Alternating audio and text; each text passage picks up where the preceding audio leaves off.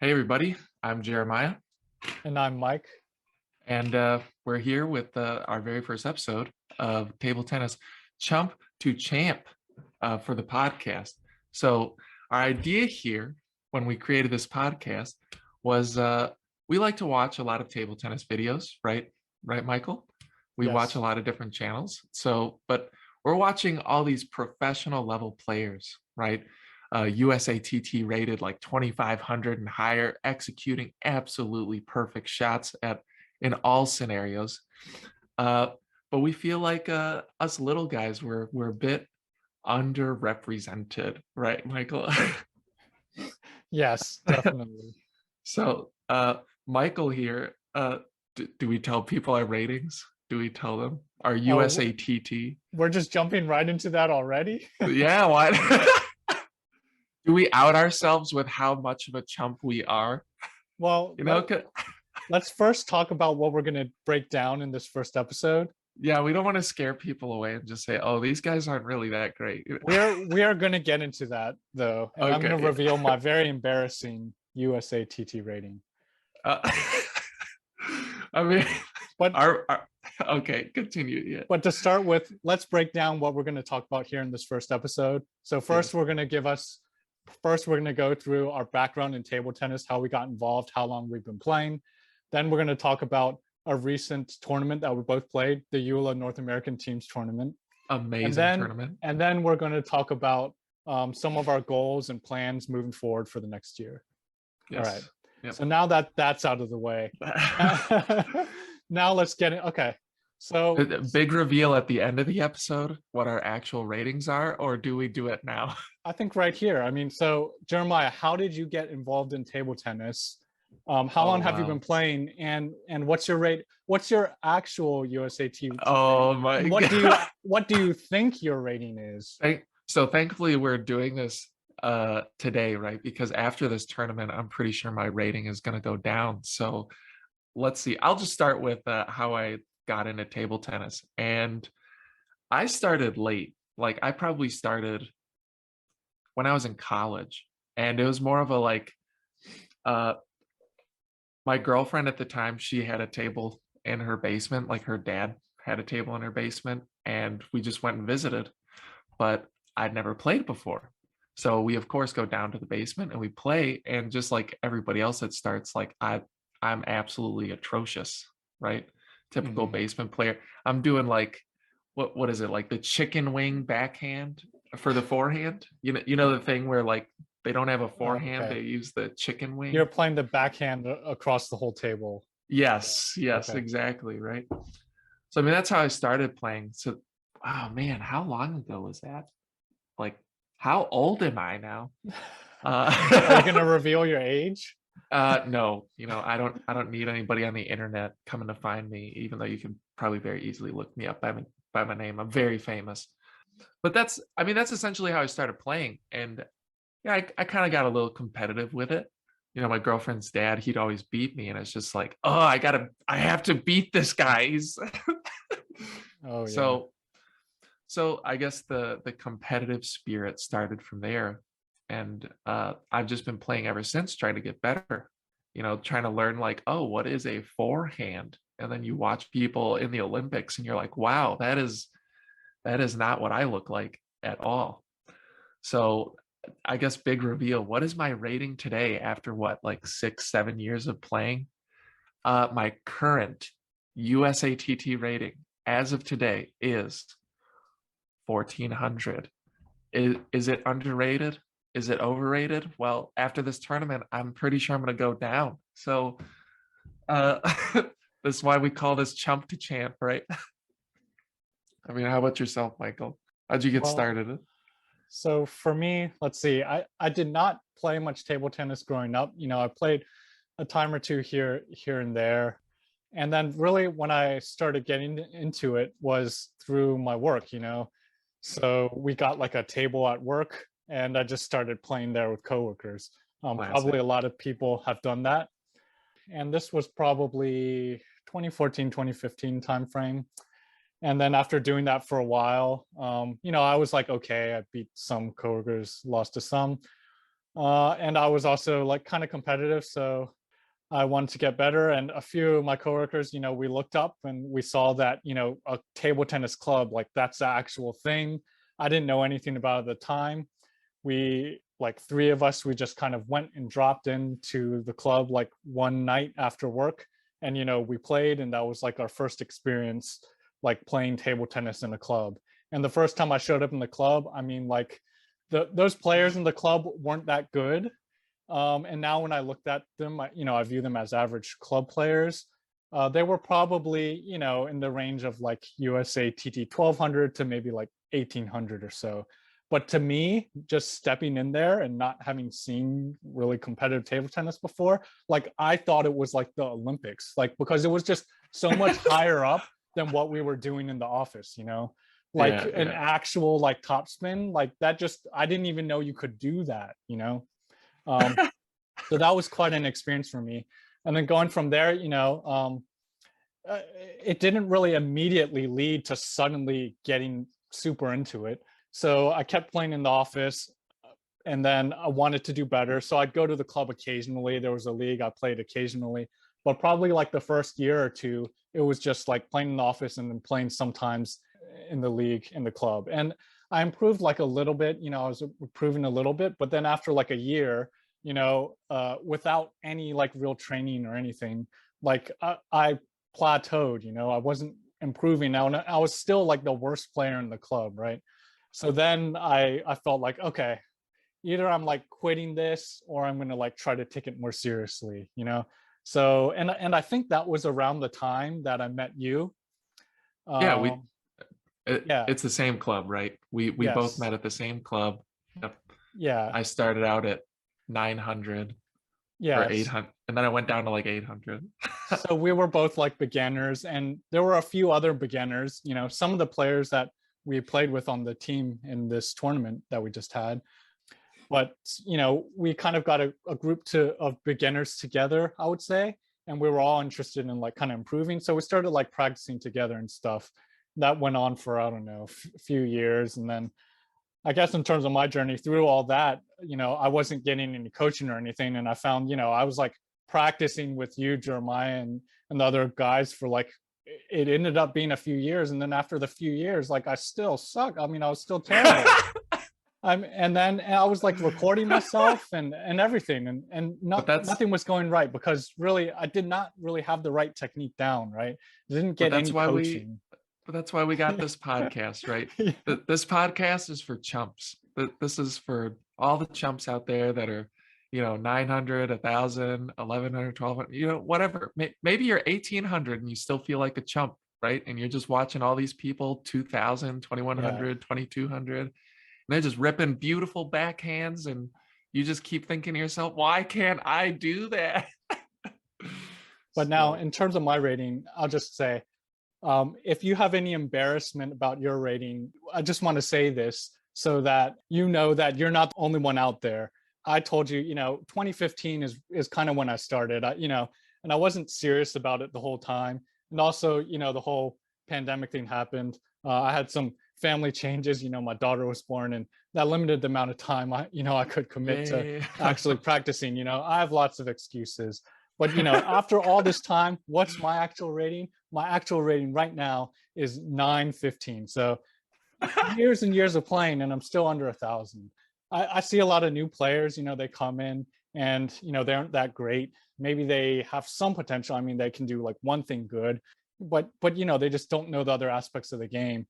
And they come in and they seem pretty serious. They enjoy it, and they play for like 6 months, and they don't do well because there's just so much to learn, and then they quit. So Oh, hopefully definitely. hopefully we can encourage like those people to like stick To with keep it. going. Yeah. Yeah, Yeah. yeah, It can be kind of depressing, right? As you're going through the journey as a chump, right? Because you might be a chump for a while. yeah. I feel like I've also plateaued. I've been stuck at my rating for quite a while now, and I've practiced like multiple days, doing all these different drills. I recently started getting coaching, but I can only do coaching 1 hour a week. The nearest club to me is an hour away, so I have to drive an hour just to go to any club and play with anybody. So it can be kind of challenging. I don't know Yeah. if anybody else is also facing the same challenges trying to get to a club, but it's a lot. Yeah. All right. So you've been playing for some time. I've been playing for some time. I think we've been honestly playing maybe about the same amount, right? Like we kind of started at the same time at the same club, around the same rating. So I guess you know I'm curious. When do you would you say that you started you purposefully started practicing, right? It's one thing to show up at a club and you just play with others and then you say like, "Oh, what a great day," or bad day if you didn't do well. But it's another thing to purposefully just, try and find a partner and purposefully practice forehands, purposefully Yeah. practice backhands. So I think going back to what I was saying earlier, I started out at work and then I played for a little bit and then I wanted to try to do better. So I went to the club. Then I went to the club, I played for a little bit and, I wanted to do better. And, initially you joined the club and, you jump up just from playing more and seeing other people playing and facing different opponents and stuff. But I think after some time at the club without actual practice or training or coaching or anything, you hit that plateau. And it's probably like, I don't know, 6 months or a year after trying to play, or at least that's the way it worked out. I don't know, for me in this club. But basically, I hit a point where it's like I wasn't getting any better just doing what I was doing, which was just like playing without really any focus, just playing matches, playing in the league and the club. So I decided to get better. I needed to start like with purposeful practice, like you're saying, Jeremiah. And I feel like part of the reason is like I started watching YouTube videos, searching on YouTube, and they talked about the right form and stuff. So it's like, okay, I need to like practice this. All I need to do is like do what they're doing in the YouTube video. I just need to practice and then be dominating in the club league, right? So I think that was what drove me to want to start practicing. How about for you? Was it similar? Yeah, I'd probably say it's pretty much a similar experience, right? Where you go to the club, you play. And remember, I came from like a basement style play, right? So I'm using backhand across the table. And here I am playing with others who are using this forehand technique, right? And I'm like, what is this?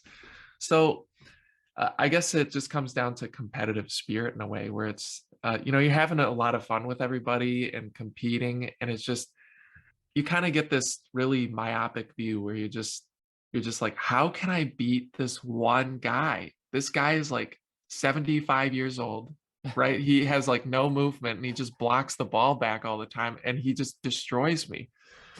And you just kind of I get so definitely remember those people yeah. at the club. Yeah. It was crazy because we had people like that at the club where they're, fairly old and they just destroy you. And you're like, how is this happening? I should have the power of youth. What is happening? Yeah. So then, you started purposeful practicing and so how did that go? Did you suddenly jump up? Did you suddenly have an awesome forehand loop? You do have a Uh pretty good forehand loop. Is this when that went down, where yeah, when you learned that? I don't, it's hard to say, right? Because when you start practicing and you don't know what you're doing, you kind of just go on YouTube, right? You just go on YouTube and you find players who try to describe like what you should do. And I think thankfully, when I started to go practice, right? Like I think one mistake a lot of people make is they try to go like super hard right away, right? Where they're just like, yo, man, just hit the ball to me and I'm just gonna smash it on your side of the table like ma long, just like a beautiful. And Hmm. I thankfully found some YouTube videos that describe like, hey, don't do that. Right. Don't do that. Try to do like meaningful practice. Just do Hmm. forehand, forehand, backhand, backhand. So that's really where I started. I just started with like, how many forehands can I get on the table? How Hmm. many backhands can I get on the table? Funny thing is that I probably have the same ability to get forehands on the table now as I did 5 years ago. Well, I feel But like for you, Jeremiah, I feel like that initial practice worked pretty well because I remember in those early days of the club, especially for like kind of beginners, like lower rated players, you had like a ripping forehand. And I don't Yeah. think anyone else at that level in the club, the other ones of us could do that. And I so think yeah, yeah, there's like a point, right, where, oh, I learned how to loop. I was like, oh, I can do this loop thing. But then guess what happens? The people I'm playing with at that level, they can't block. yeah, So my loop is effective. But then I start to move up a level, and then guess what happens? I can loop, but my opponents can block. So now I have to return the fifth ball. So I feel like I've been stuck at that stage ever since. yeah. How do I effectively keep the rally going? How do I keep my ability to recover after like a loop? Yeah. Well, I'll say for me, in terms of like learning looping, it was nowhere near, I feel like, as easy of a process as it Yeah. was for you, Jeremiah. So I feel like very much what Jeremiah, what you're describing in the beginning about trying to start practice. I had in my mind, the lower rated players, we were doing like a lot of pushing back and forth, right? Just keeping the backspin on the table, and until someone made a mistake with a push, then just like smashing it for the win. That was how Yeah. a lot of the matches were playing out. So I was thinking like, okay, what do I need to do to improve from this level? And Googled it, right? Searched, looked out Malone and those top players, and what are they doing, right? Oh, they're doing this like looping thing to like lift the ball, right? So it's like, oh, okay, that's what I need. Okay. If I can just do that opening attack, that's all I need. I'll go from 800 to 1800. Like I just need that Immediately. ability. I just need that ability. That's what I need to learn. I need to learn the forehand loop. When someone pushes it to my forehand, I just need to loop it and then I've got it. So that's what I need to focus on. However long it takes, I need to do that. So that's what I did, right? I'm like, Easy I peasy, watched man. I watched this video. I looked at it. They're like, okay, here's what you do. You move your legs, you move your arms. I looked at the video and I'm like, I just got to do that. I need to commit to doing that. So, we did these practice drills. And I'm just like, all right, you just push to my forehand and I'm just going to like loop. I'm just going to try to loop it until I get it. And so I tried How'd that it for like a go? month and it didn't work. Then 2 months Yeah. and it didn't work. Then it was like 6 months and then it was like a year.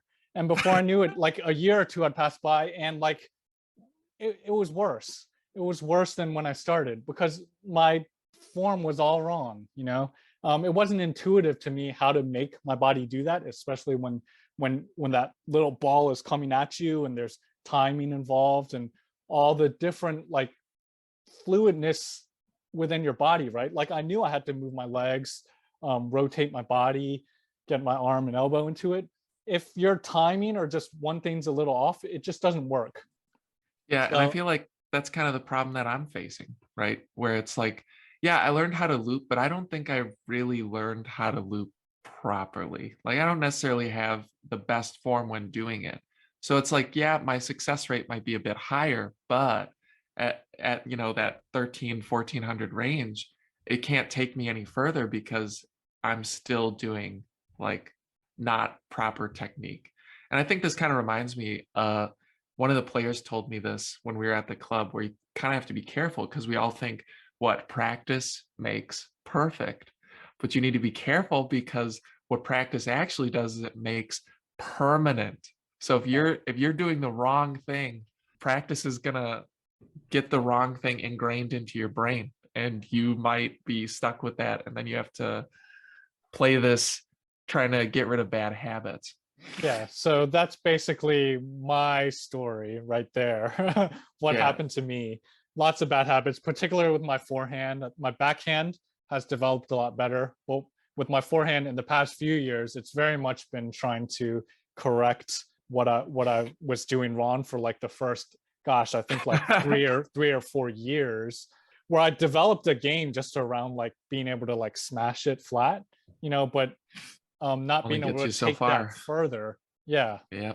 So now trying to change the way that I'm doing my forehand, which I can do better when I'm practicing on a robot. But then, when you're in the tournament, and we're about to get into tournaments, I think, and talk about this tournament that we just did. When you're in the tournament in the moment, and the pressure's on, you're more reverting back to that muscle memory and that familiarity that you have. Yeah. And then your forehand breaks down, which I can tell you a lot about Yeah. in the future. So, I mean, when did we do our first? Did we do our first tournament at the same time?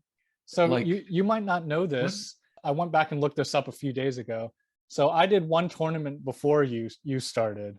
So I mentioned I started at this club earlier than you, Yeah. and Yeah. at in the beginning I had only been playing for a few months in the club, just here and there, and the club was having a tournament, and this was like late 2015, and I was Okay. like, oh, tournament, that sounds fun. So I joined that. I joined that tournament in late 2015. I remember right before that tournament, I bought my first paddle. It was actually I actually bought a shake hand paddle. I'm a penhold player, as Jeremiah knows. I think that's the first time I mentioned that. I bought a shake hand paddle, and played penhold with it. And Was it a before, was it custom made or was it like it was pre-made racket? it was a custom made, like I custom chose the rubbers and the Okay. blade, and I had them assemble it. It was pretty cheap. It was like a $20-$30 blade and $20 rubbers on each side. But yeah, I just like kind of Googled what was good for beginners, and I was like, okay, I'm going to buy this paddle, and then I'm going to join this tournament, see how that goes. And I joined the tournament, and I lost all my matches, and I ended up with an initial rating of like 400. And honestly, that was probably the level I was playing at the time. And then it was like I kind of stopped for a while. The club actually, well, we probably shouldn't get into the details. The club closed for a while. I took a break, and then it was like kind of when Jeremiah, when you kind of joined the club, that's club Okay. started up again. Then I started going again. That's when we met each other. And I think shortly after that, maybe it was a few months after that, maybe 6 months, I don't know how long, but that was more like 2017. I think that was probably your first tournament, and my Yeah. second Yep. tournament. Oh, okay. So Yeah, how was that tournament? I remember we played each other in that tournament. we I don't know if did. you remember that. Yep, we did. And I won. I took it. But I made it to the finals and I lost it to my practice Yeah. partner at the time, So which made me sad. we played each other. I think it was in the semifinals of the under 1000. Yes, yes. Yeah. And I still have the second place trophy for that tournament too, which I don't want to look at it. I don't want to look at it. I should have taken first. But So what did but you that feel about the tournament? How was it? Did you enjoy it?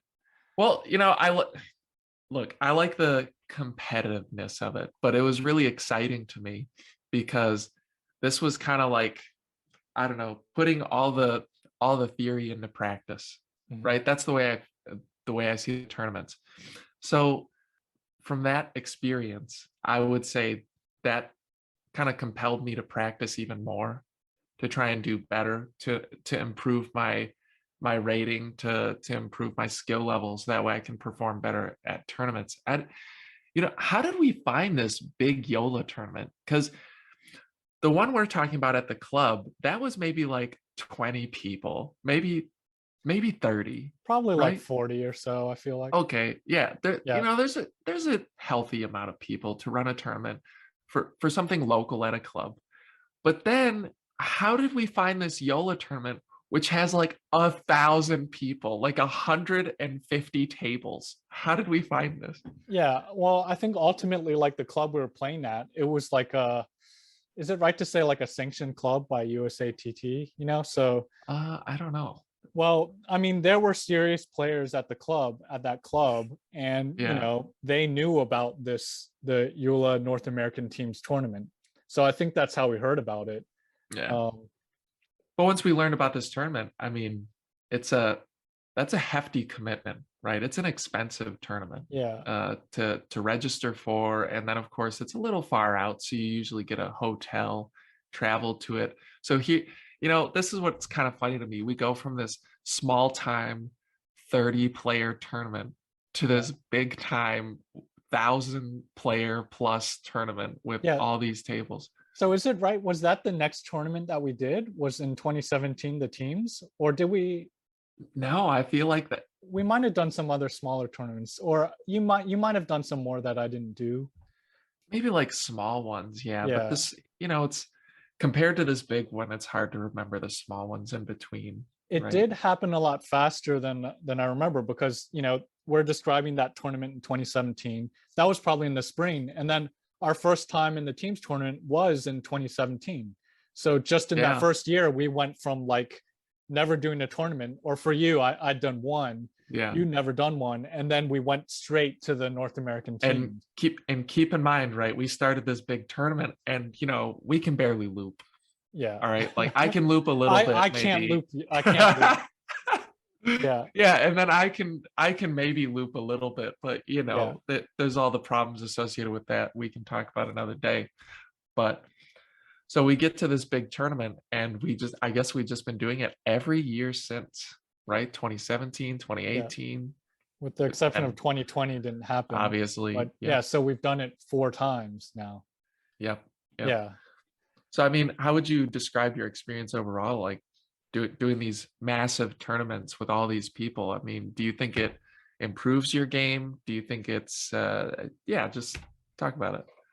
I think for sure it improves your game tactically. And in particular, I Yeah, reflecting. if you think about it, people like me, I just hit the ball over the net. That's my style. Yeah, but go on. I feel like tactics is something that both of us can improve on. Yeah, And in particular for me, because I had not played a tournament since the 2019 teams. The pandemic happened, my daughter was born, and for 2 years I didn't play a tournament until last weekend. And when I reflect back and watch my matches, I feel like tactics was a big thing that I could improve on. And I feel like looking back in 2018, 2019, I think my tactics were okay for my level. They weren't great, but I was a low rated player. I didn't feel like my tactics were holding me back. But when I rewatch my matches from this past weekend, 2021, I look at other players or their coaches telling them to, adjust tactics to me, and them doing a better job of adjusting to my strengths and weaknesses than I was doing adjusting to theirs. And I think yeah. that's what lost some of the matches for me. See, you're a lot more tactically sound than I am. See, I'm the type of player where I'll do a lot of dedicated practice, right? Try to Yeah. get good forehands, get good backhands, looping, all that. But I don't really think too much tactically other than get the ball over the net. And in the middle of a point, I'll also think a little bit where it's like, oh, my opponent is on the forehand side, so I'm gonna hit it to his backhand because he's not there right now. But outside of that, yeah. Hey, I have some good serve setups, all right? My serves are pretty good. Like I've been doing that serve since you met me. You remember that? Yeah, and I probably still can't return it. So Yeah, I started doing the reverse pendulum serve because I saw like Jang Ji Ke. I saw him do it once in a match. I was like, oh man, I want to try that. And I was absolutely terrible at it, but I've been doing it ever since. So, I mean, overall for me, the tournaments to me is just like really exciting because, as I said earlier, I have to drive an hour to get to any club to play anywhere.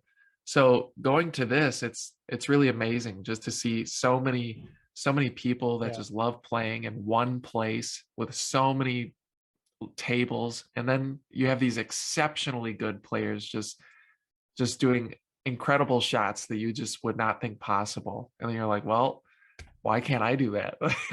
Yeah, I So think in particular, I think back to 2017, both in that small tournament that we did, where we played each other, and all the way to the Joola teams. I think one really cool thing is, we were playing down there in like the lower divisions, but even in that small tournament, I don't know if you remember, we watched like the A division finals or whatever, and it was like a 2500 level player. And at that time in 2017, I had done some YouTubing and watching like the Olympic level matches and the ITTF matches.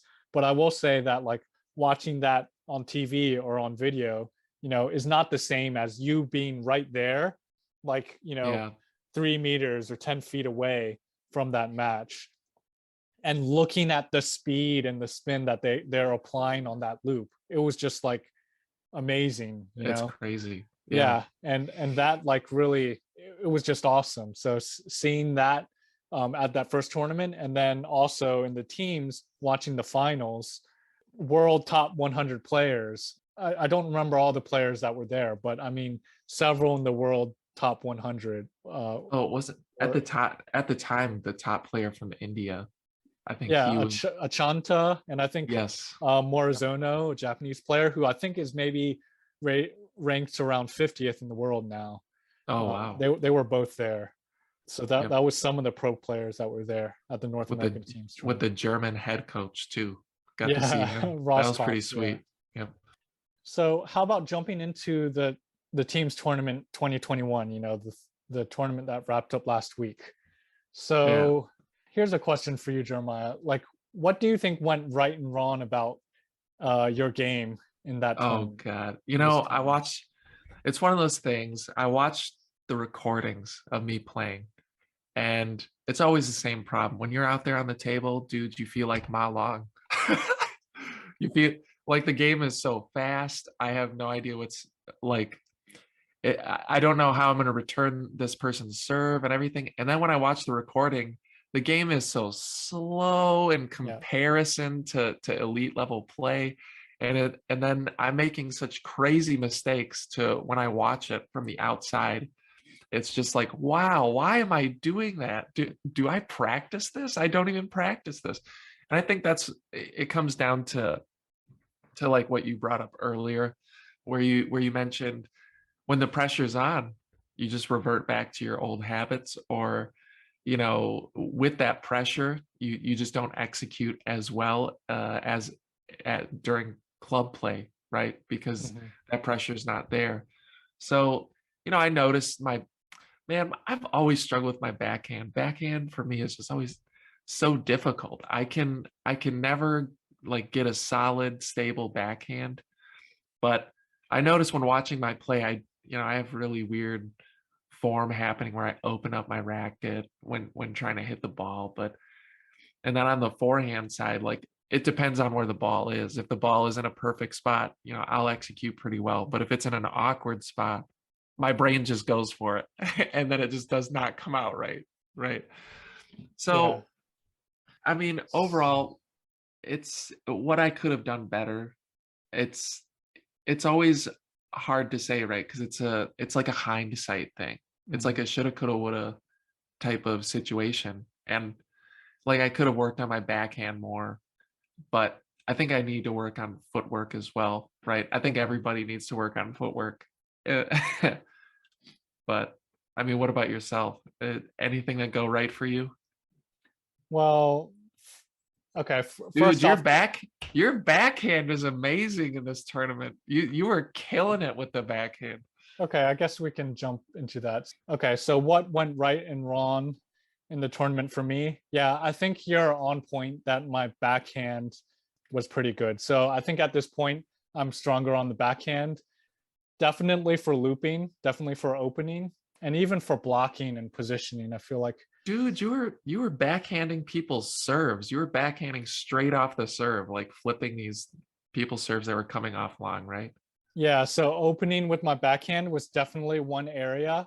The interesting thing is, in the past few months, I hadn't even been practicing that much because I perceived my forehand weakness, and I've really been trying to close on that and improve that. And my backhand during kind of like the pandemic, I was working on my backhand a lot because I felt like I had some time to focus on learning a backhand. I never really looped on the backhand side before, like looped underspin. And that was a stroke that I kind of developed, like I guess it was like a year and a half ago. And then more recently, when I really just started like practicing more like 3-4 months ago for this tournament, and it was very much forehand hand oriented practice.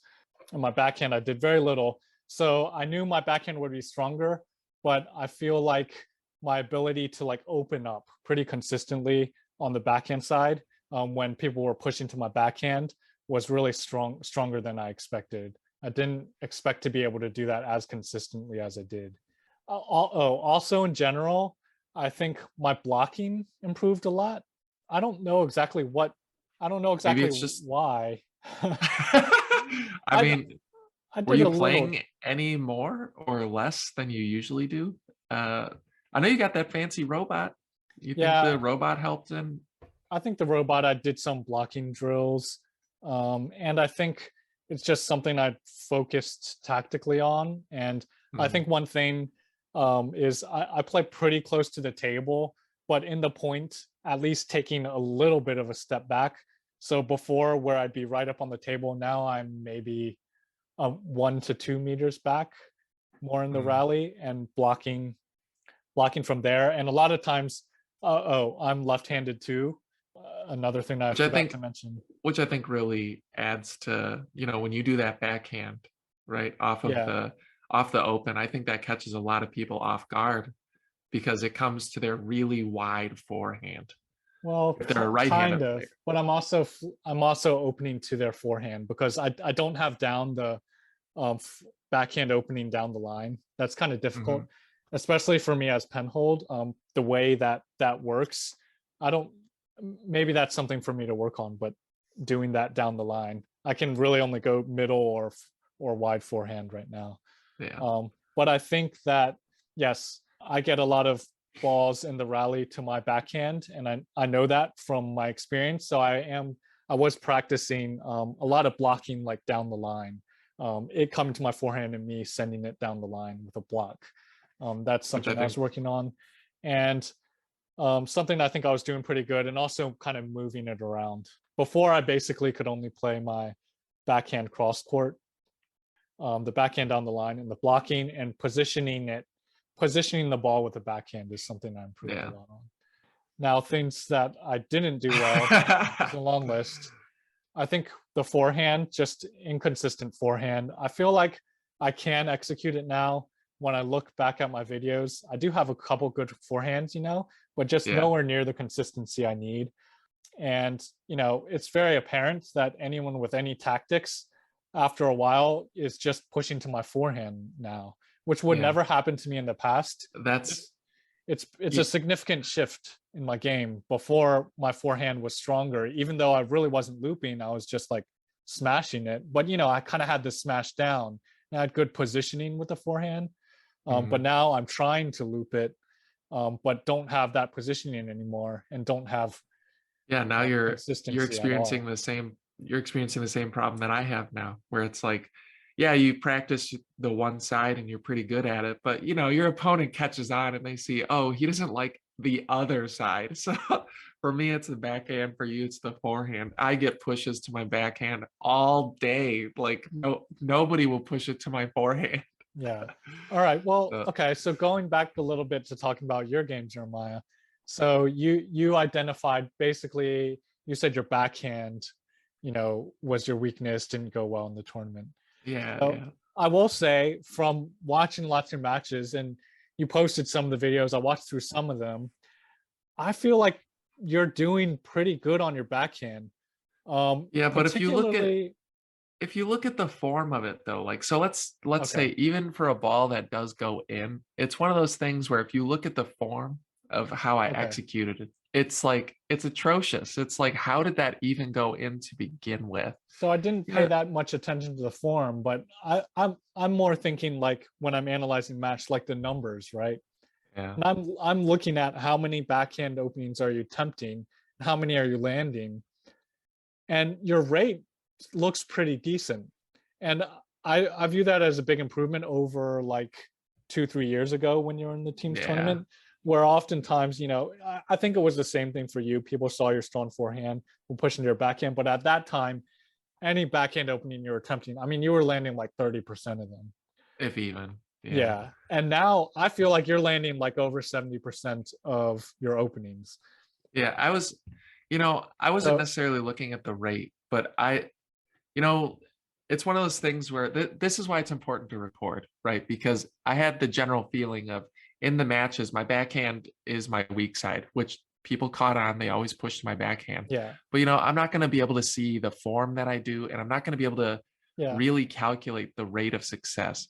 So maybe my rate of success is higher. I'd have to examine the video, but from the form that I was looking at, I was Okay. like, oh, this is awful. Why am I doing this? But if I look at why you're losing these matches, I would not identify like inability, even though sure you're saying you think you can improve your backhand form. I wouldn't Yeah. identify as that as a top thing as to why you lost the matches you lost. So you land your backhand opening, but how many of those points where you successfully opened did you win the point? And on that, I'm not sure if your So rate was that good. so this is also a challenge that I have, and that's keeping in the rally. Yeah. That's the one of the other big problems that I've been facing. So with my 1 hour of coaching that I get in a week, right? Those are the two things we've been working on. The one thing is being able to keep in the rally with my backhand, right? But Mhm. also just keep in the rally in general. And Yeah. that leads to one of my biggest sins, which is, I try to do a too big of a swing too early, right? Okay. Try to do some giant kill shot that's really not necessary. I'm sure a lot of people have this problem where you're just trying to put away the ball on the third ball and end it. But it's not that simple all the time, especially if you have a low success rate. Yeah. So you think that's the biggest detriment to you losing points in a topspin to topspin rally? Yeah, yeah. I saw that like in the topspin rallies, my form breaks down. Like after the third ball, like for some reason, it's just like I'm not doing the correct form on the fifth ball, the seventh ball. It's like I don't know, it's like I lose focus or like I'm just not ready for the next ball. Yeah. So who knows? It's hard to say. It's why I'm a chump, man. That's why I'm a chump. All right. So we talked quite a bit about our 2021 tournament experience, what went right and what went wrong. We're running a little long on time, so maybe in some future episodes we can talk about some stuff like our training plan coming up. But to end here on a bit of a fun note, maybe we can talk about some fun stories that we have from our experience at this Joola North American Teams tournament. Oh, I'm sure we both have many stories, but yeah, I can lead the way here. Okay. I would have to say one of the most fun stories, if not most exciting stories, was it the tournament in 2018 that we did? Right. So remember, we've been doing this YOLO tournament since Well, 2017. I still don't know what the story is, so I don't know Oh, if in it's the one 2018. where you're in the finals. The one where you're in the finals. What's that 20? I think that was 2018. Yeah. Yeah, right. So we did the same tournament, right? We do it every year, 2017, 2018, then pandemic, then 2021. So in 2018, we actually made it to the finals. And I believe it's best of seven, right? It's a team match, their team versus our team. It's a Best of team match with three. You select three players on each team, yeah, and it's basically like a round robin between those three. So it ends up being a best of nine. best of nine. Thank you. Yeah. Yes. But the game itself is still just a best of five, right? Oh, yeah, yes, correct. Okay. Yeah. Each I don't match know is if a best of five. got it. Yeah. So we made it to the final, right? And it all ends up being on Michael's shoulders.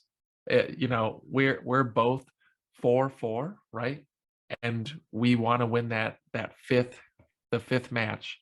So that way Yes. we can be the finalist, the champion or whatever, right? So we're 4-4 in terms of team matches, as in our team has won four of the individual matches. Their team has won four. And there's one more individual match to Yeah. decide who wins. Yep. And then that is going to be Michael versus the player on their team.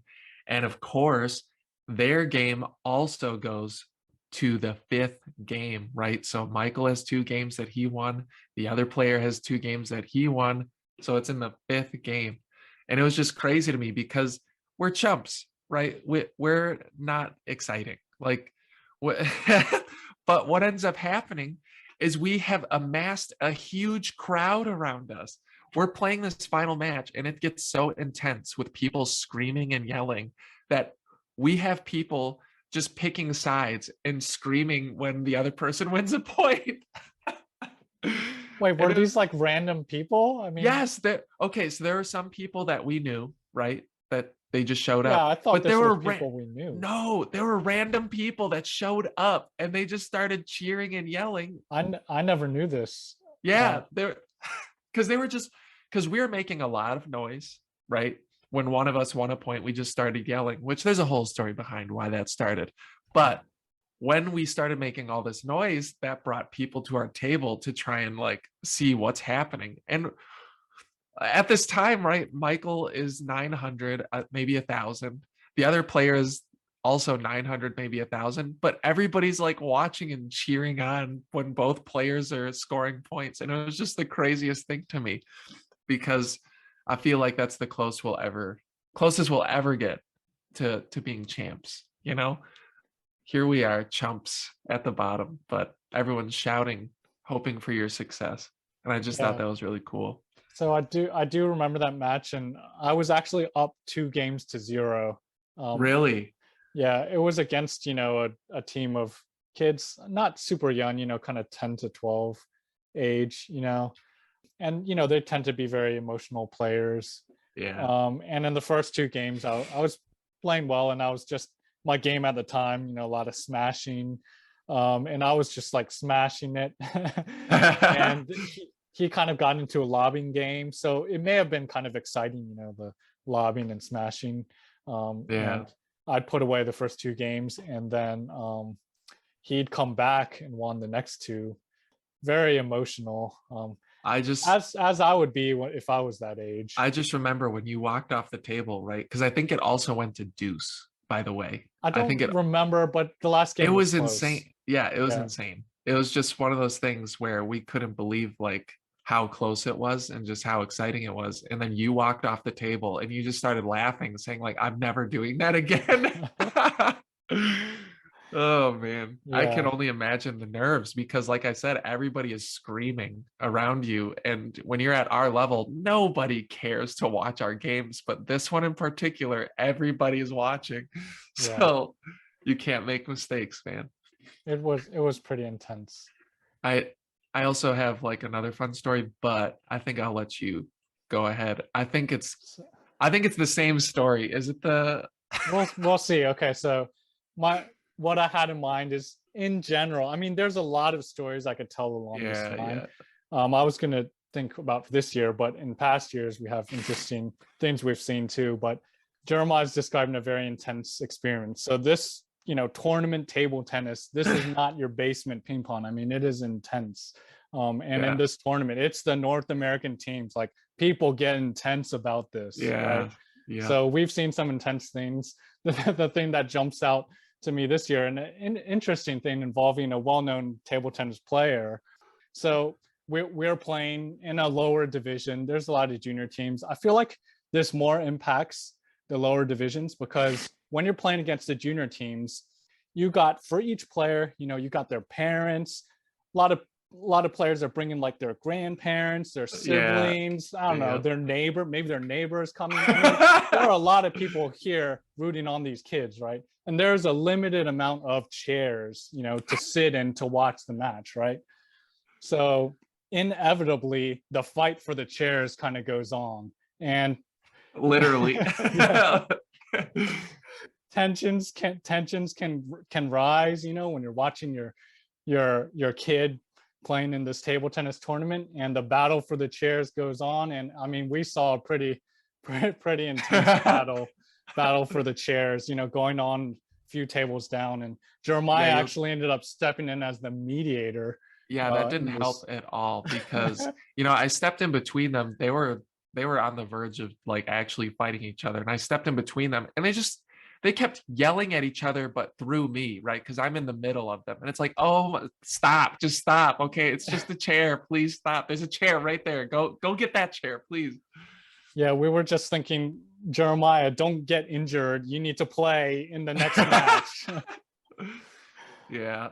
Okay, I'm a but pretty big guy though. I'm 6'5". Like I figured like they're not gonna oh, who knows, right? People are ridiculous. a funny thing that you may not know about this is, I was looking over as that chaos was going on, and I saw a person there that looked kind of familiar. Oh yes. Yep. Yeah, and that was the first time I noticed. I think he was around kind of that area where we were playing Yes. for a while, but I didn't notice. But I saw this guy, and he looked like a familiar, like kind of well-known player.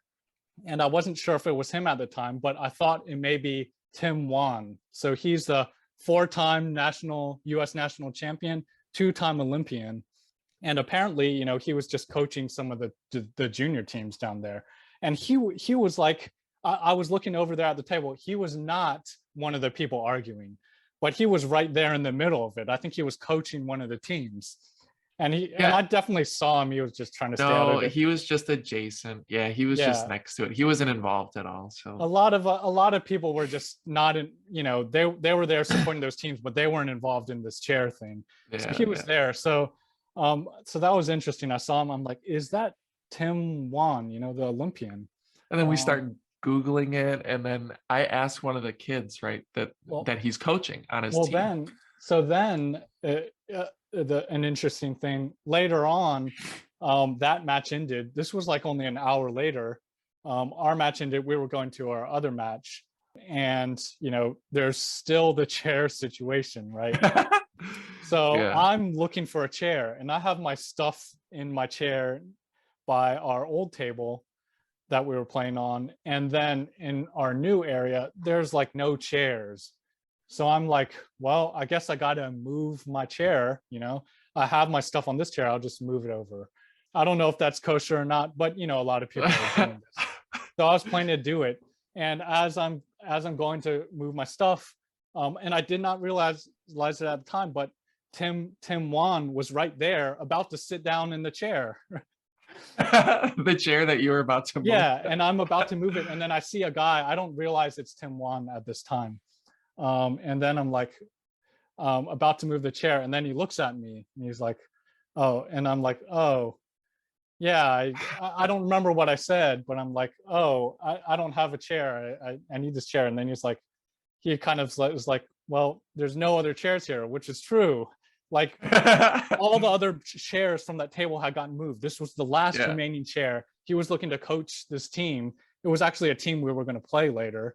And that's another interesting story Did you about Tim take Wan. did you take the chair, Michael? Then Did I you was like, officially take it? I just decided to be a good sport. And I didn't do it because I knew who he was. I didn't realize who he was. I was like, oh, all right, you got it. You were I can starstruck. stand. So I left the chair for him. He sat in the chair to coach that match. Yeah. And then when I was right after the encounter, then I realized, wait, that's the guy that I thought was Tim Wan. I wonder if that's the guy. And that's when I first asked you. I was like, does that guy look familiar? And that's when we started like doing the Googling. I Googled it. Then later we were playing the team he coached. Yeah. And then that's when I just went over and asked one of the kids. I was like, hey, what's your coach's name? And he's like, oh, Tim Wang. And I was like, Yeah. oh my God, no way. Yeah. And Yeah. might be a good topic of discussion for a future episode. But he coached the kid in you were playing against in your match, and I believe you lost that match Yeah. to a kid that I beat, which Yeah. is quite unusual because I'm admittingly several levels lower, I think, than you at this point. Yeah. But I beat that kid. I don't think he was getting coached at that time, but then Tim Wan, the Olympian, was coaching him when you were playing him. He beat you in that match. So I guarantee I haven't looked at the match yet, but I guarantee he's like, yeah, just push to his backhand. He sucks at backhand. well, I think for these kids, the coaching really matters a lot. They aren't as tactically developed. Yeah. So that's interesting discussion, but probably for a future time. I I have one more story before we end, and it's Okay. gonna be quick, and you're gonna remember this, and it's gonna be funny. Okay. The game that you were up 10-0. Oh, I forgot to talk. Yeah, I'd forgotten about that. Oh my God, that was so amazing. So Michael's just playing a game, right? And Michael's up 10-0. And then Michael does that thing where he respectfully gives his opponent a point and he pushes the ball into the net. So now it's 10-1. The kid came back. The kid came back and it was 10-10. And thankfully Michael was able to squeeze out the win at 12-10. But it was just so funny because I didn't know what was happening. All I heard was you came back, and your and your expression was just so good. It was like, I am never doing that again. And it was just so funny the way you said it. And I'm just like, what happened? And you described it. And I just Yeah. couldn't believe it. Yeah, so I don't know how other people handle that situation. I was playing a kid. We started the match. I was doing well. I got like played 4 good points. The kid started, getting kind of emotional, making mistakes, feeling frustrated, threw away like 4 straight points, right? And then it's 8-0, 9-0, 10-0. He serves, and I'm like, okay, I'm just gonna put this one into the net. I put it into the net. Even the other team, when the kid was coming back, was laughing at this. So I think they recognized I threw that point. I threw that point, and then suddenly, the kid, he plays, I guess, very emotionally, like a lot of kids, and he got on a roll, got fired up, and yeah, he scored 10 straight points. I Yeah. don't know. It was just so funny when you came back to the table and you're like, I am never doing that again. I don't know what to do in that situation. I mean, what would you guys do? And like anyone listening, Oh, me? I would just close it out 11-0. It just, I mean, you're in a tournament, man. Although to be fair, would I have thought that they would get 9 points and tie it up 10-10? Probably not. I would think the likelihood of that is pretty low. And yeah, uh, but I've played those matches though, right? Where I'm up, it's like 9-3, and then my opponent comes back because I'll start playing softer because I'm thinking like, yeah, oh, they just have to make one mistake and I win the match, and then they don't make a mistake. yeah. But the other thing with that is, I believe if it's 10-0 and your opponent intentionally gives a mercy point, then you should turn around and lose the next point and lose the match 11-1. Is that how it should uh, work? I have no idea. There's no I'm trying that to what remember if I've ever been in the situation where someone gives me a mercy point and what I did. But I feel like that's what you're supposed to do. I don't know. I think like at the professional level they start doing like lob points, right? Where they just start lobbing and Yeah, they're doing like, doing like a show point, but and yeah, then exactly. the I think in the end it's like a mercy point the other way around. They're just putting on a Yeah. show, but they aren't going to go for winning the point. Yeah, but at the end of the day, I think that the likelihood that at that level that they can get 9 straight points is very difficult and unlikely. Yeah. Yeah. So But anyway, that those are a few stories that Michael and I think were pretty entertaining. We thought we'd share. I think we have more, but in the interest of time, I think we should wrap it up here. yeah. So wrapping up today, I think this was a good discussion, Jeremiah. Yeah, We yeah. yeah, we went over the tournament, we went over our background. We have some ideas for future episodes, like match breakdowns where we talk about our matches. I think that could be fun. Yeah, you guys can see what it's like to be an actual chump, making chump mistakes. And just maybe one day you can see us both blossom into champs. And Yeah. by at this point, my definition of a champ, like I would be happy if I could get to like 17, 1800. I hope to be 2000 at some point, but I might be waiting a while. Yeah. So I think that's my goal too. And that's another thing I want to talk about maybe in a future episode is discussing, well, what's our plan to get there in the next year and maybe years to come as well. So we didn't quite get to that, but that's definitely something I'm looking to discuss and interested to hear from you, Jeremiah. Like, what's your plan? What's your breakdown on what you're going to be yeah. doing this month, next summer, Well, next year?